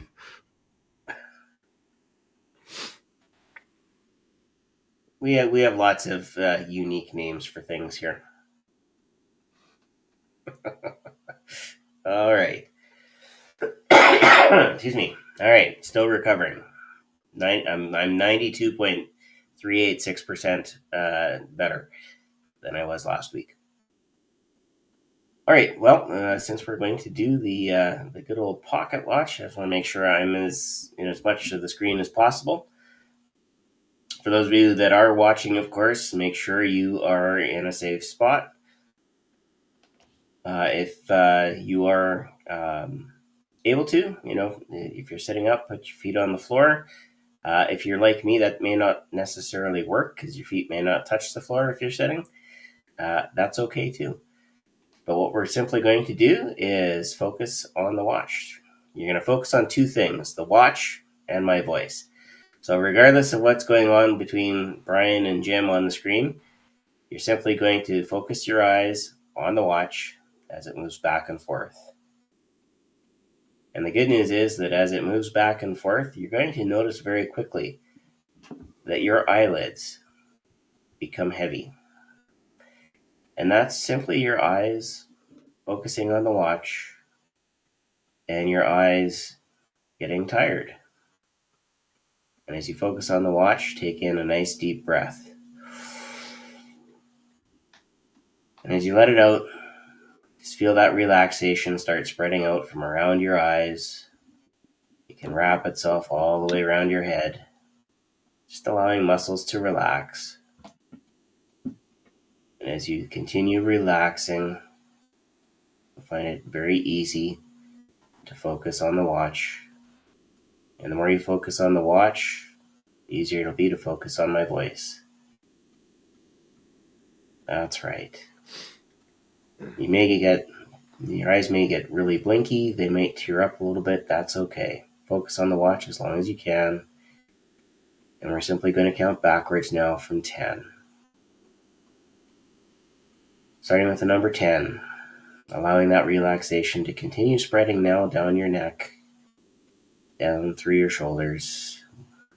And at 9, we're going to take in another nice deep breath. That's right. And then we're going to drop down to 8, relaxing more and more as that relaxation continues to spread. Things becoming heavy, loose, and limp as we move down to 7. That's right. With each count down, you relax deeper, more and more. As we move down to 6, taking in a nice deep breath. As you let that breath out, just allowing that relaxation to continue doubling. That's right. Moving down to 5. And continuing to let that relaxation spread. As we move from 5 down to 4. And at 4, know that there's more. You can go deeper. You can relax even more. Focusing again on the watch. Focusing on my voice. The more you focus on my voice, the deeper you'll go. And the deeper you go, the better you'll feel. As we move from 4 down to 3. Tripling that relaxation now. That's right. And now down to 2, where not only will you double that relaxation, any of those stresses, any of those things that are troubling you, they can relax now.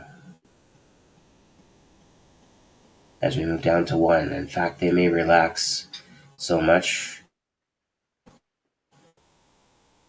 that you'll just forget to remember them while you focus on the watch, focus on my voice, taking it down deeper and deeper as we move now from 1 down to 0.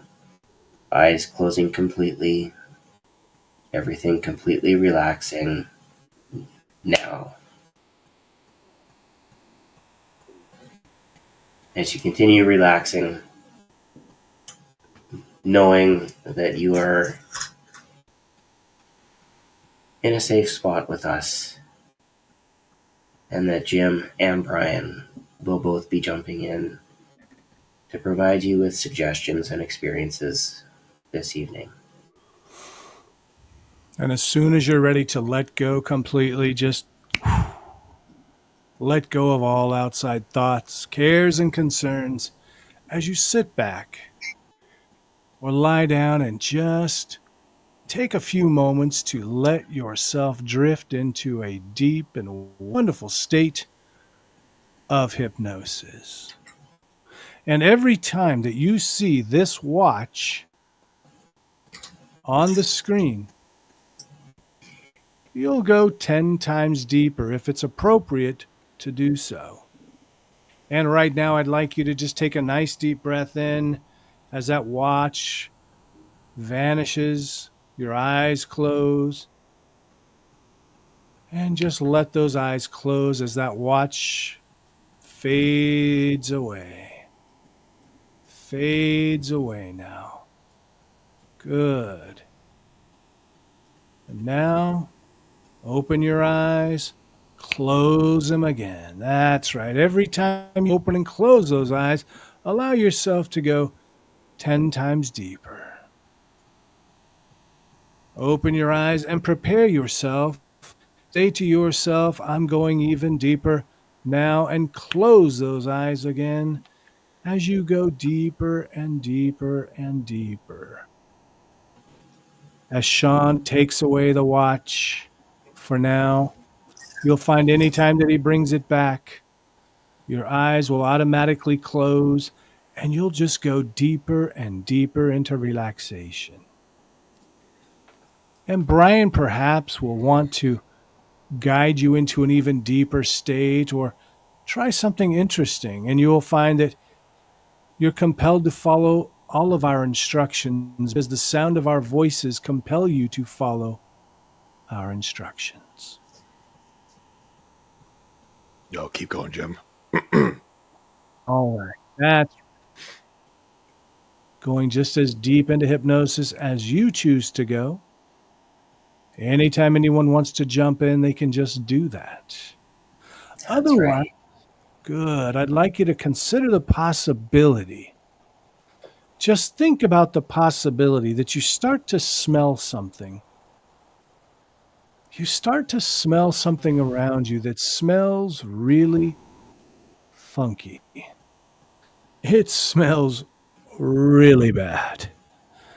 In fact, it smells like dirty gym socks or maybe some fish that's been left on the counter for several days. Now, you won't vomit, but you're going to find yourself really kind of retching as you think about how disgusting that smell is. It's somewhere around you, but you can't quite place it. You think it's maybe over there on your left side as you maybe in your mind's eye kind of look in that direction. No, maybe the right side. Perhaps in your mind, you're looking around, you're thinking, you're wondering, and suddenly you realize that smell is coming from you. Wow, you smell terrible. And you're suddenly embarrassed, wondering if anybody can smell you right now, or if maybe they even smelled you earlier today. Feel that sense of embarrassment building up in your stomach right now. Oh, it's so awful. And then, as you continue thinking about it, you suddenly realize that smell is on. And you begin to smell the most wonderful smell you've ever smelled in your life. And perhaps it reminds you of some perfume or cologne that you really like. Maybe it's the smell of some fresh baked bread or a newborn baby. Some wonderful smell, some flowers perhaps, some beautiful tropical flowers. Ah, they smell so good.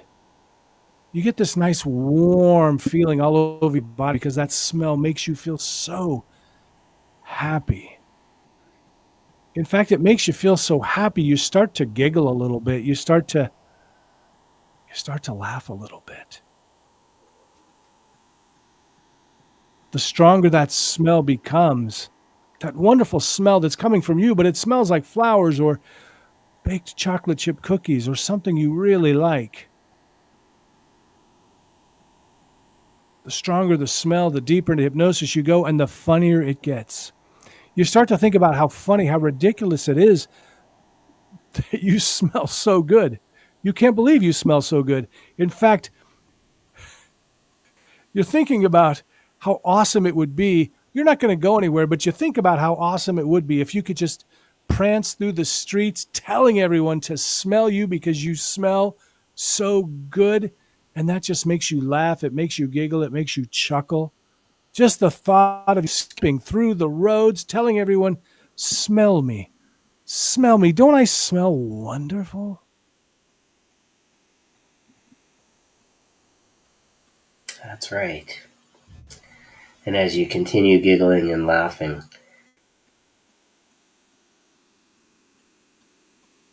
knowing that laughter is really one of the best medicines. As you continue giggling and laughing, just feel how good you feel. Feel that good.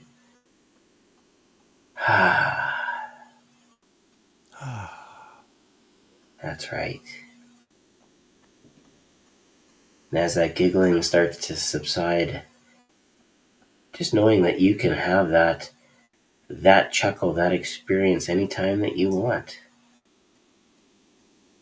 And all you have to do in order to experience that giggling, that lovely smell,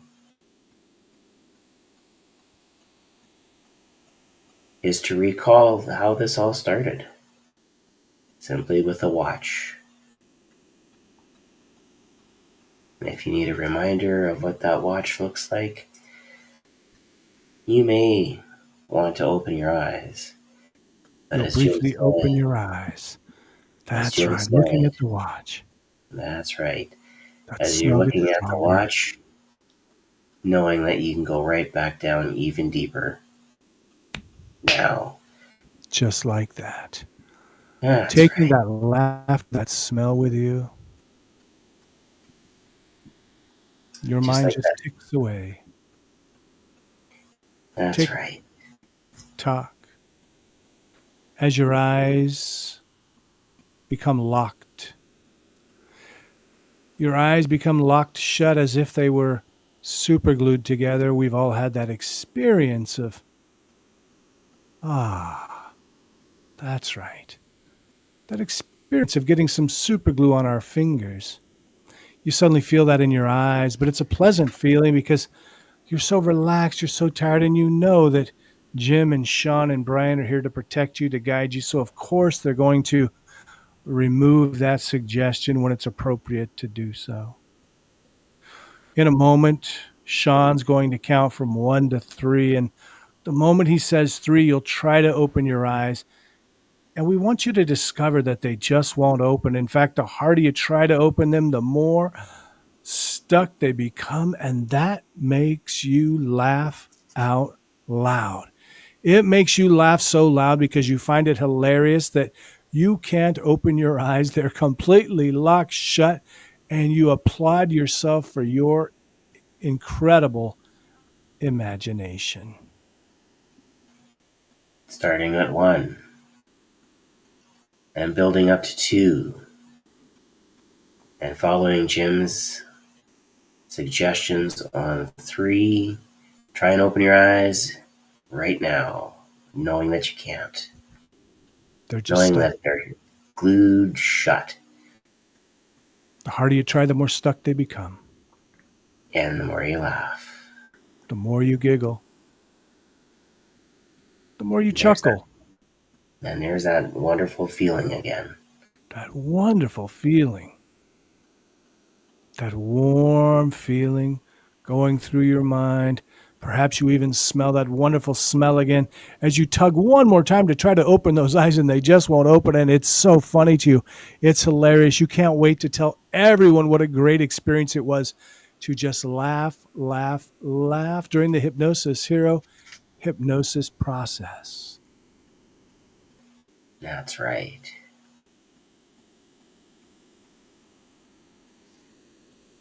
And now you can stop trying to open your eyes. And as you continue relaxing, you've been laughing, you've been giggling, just feeling wonderful.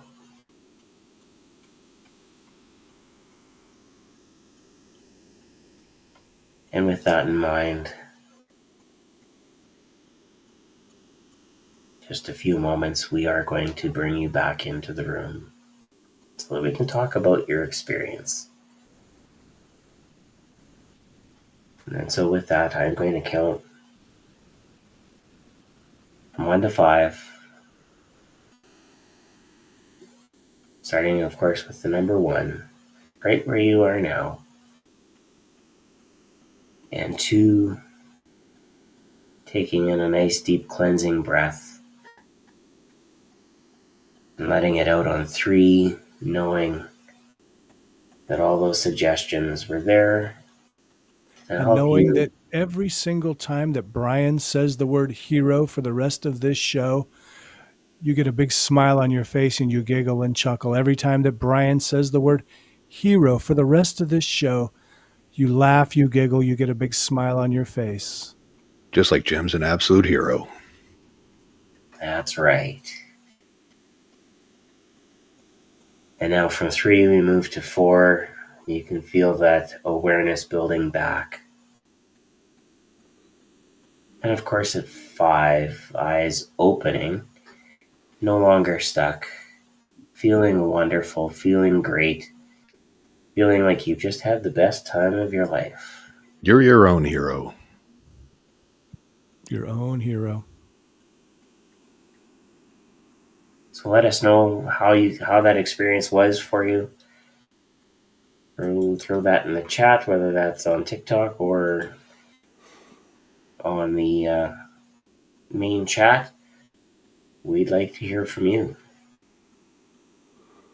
Absolutely. Love to hear your experience, positive, negative, otherwise. If you're on TikTok, if you're following me, go ahead and follow SK Hypnosis as well.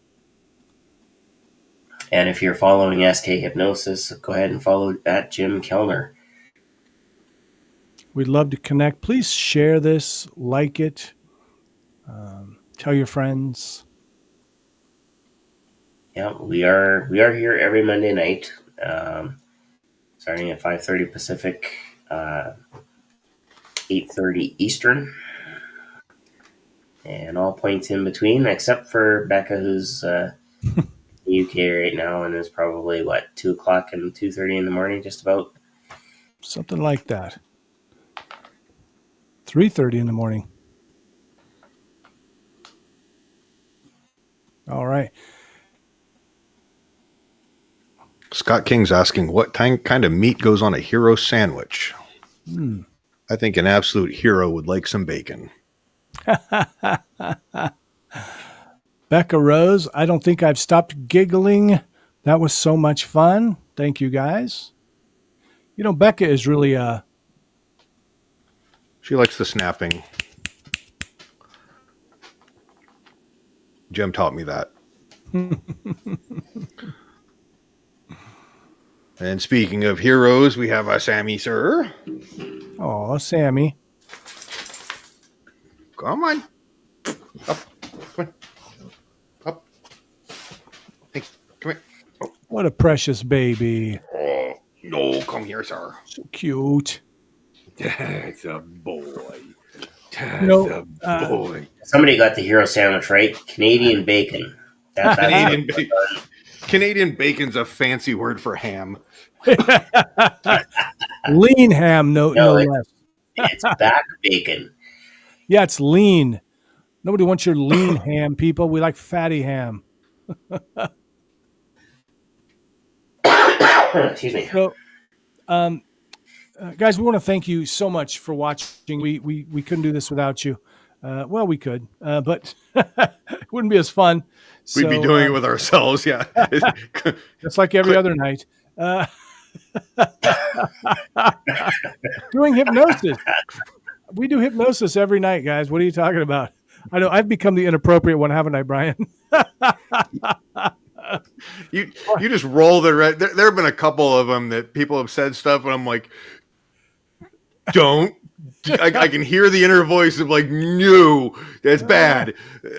HR is going to want to see you now. Now you guys, now everybody sees that, you know, what it's like to keep Brian and Jim That's right. online and in line. He's like a lion tamer. He's got this.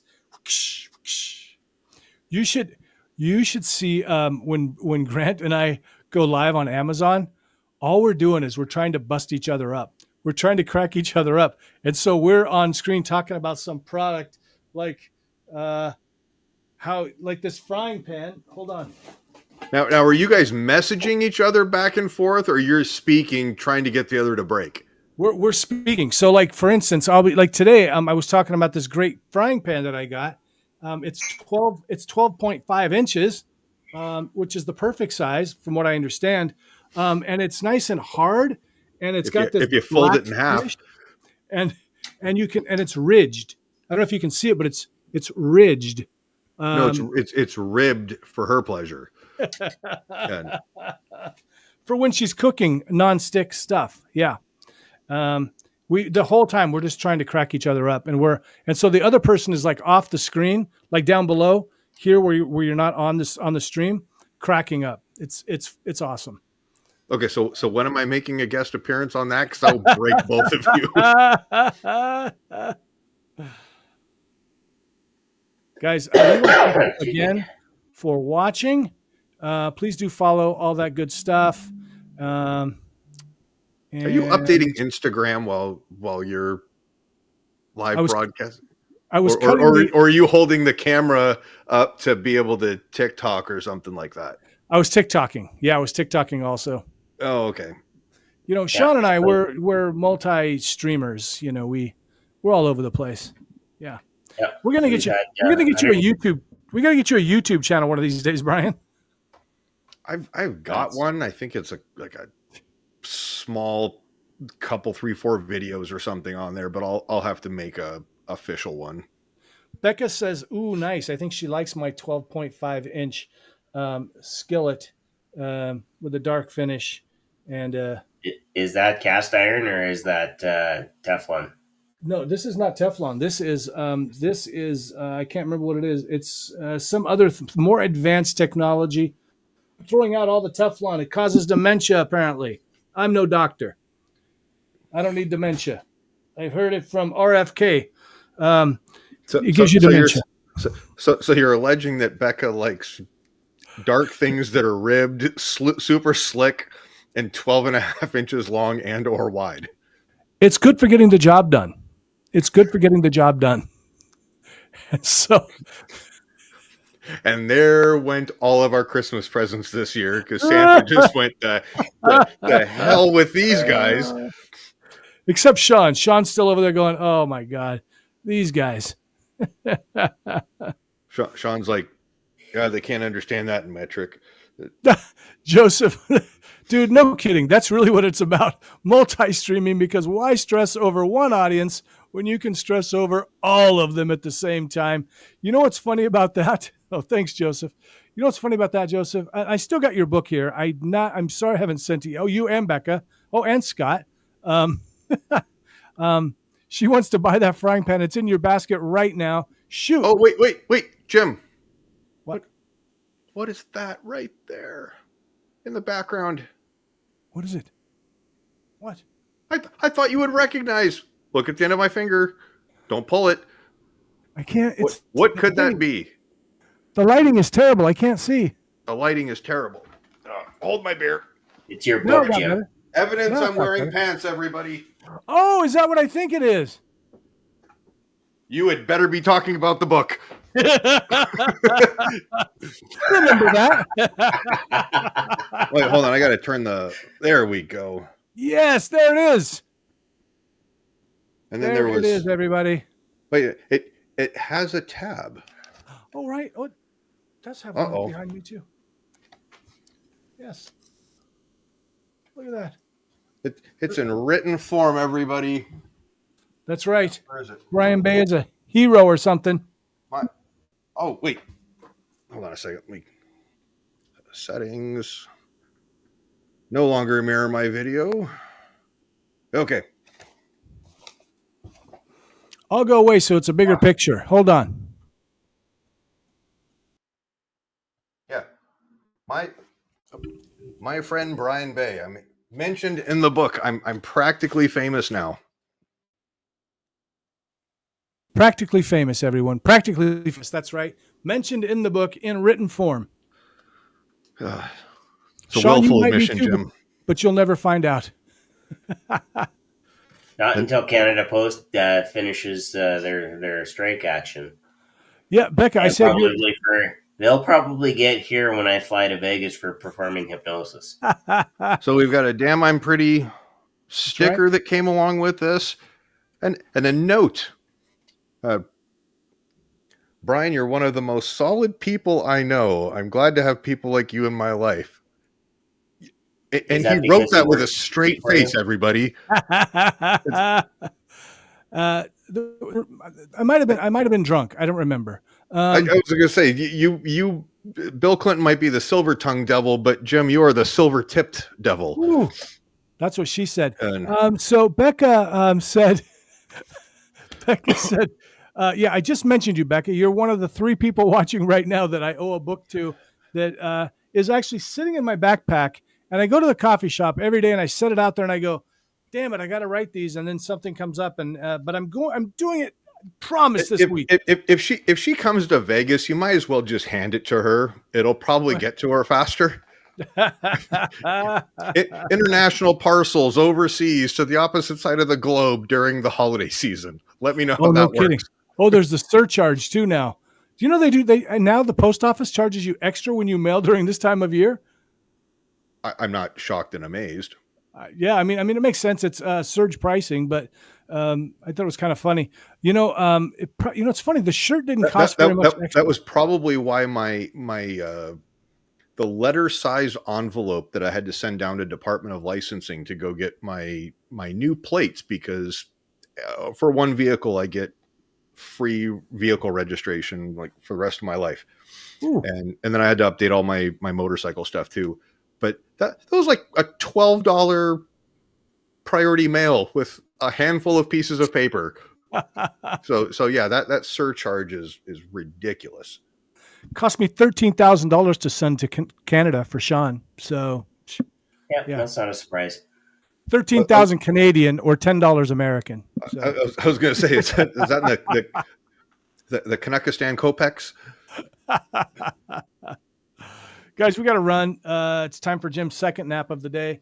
I appreciate you all watching. Brian, I forgot you're the wife chauffeur. It's Sweet Jesus 30 in the morning. Boy, that's challenging, brother. That is challenging. How is it that you've got the private jet going in incognito status and she doesn't have a driver? That's not you. That's a good question. I really need to work on that. Maybe I should trade in the plane. I don't know.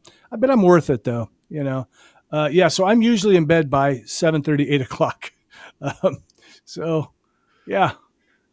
And then up in the gym, it just expletive deleted 30 at, getting after it Jocko style. 4:15 in the morning, Brian. I'll text you. You can come join me. Don't want to. all of those days are behind me. I will. No, you gotta hold your watch up and like have all the dripping sweat on the ground or like a barbell or something and be like, get after it. Those motivational things that he does. Sure. Yeah. Oh, he's always sweating big time, isn't he? Yeah. Well, if he did the workouts that he does, we would both probably die. But that guy is an absolute machine. Indeed. Oh, Scott! Right, Scott has a good marriage tech tip. Ooh, always what a novel idea! Drive. What a novel idea! Why didn't I think of that for the last 3 years? How's that going?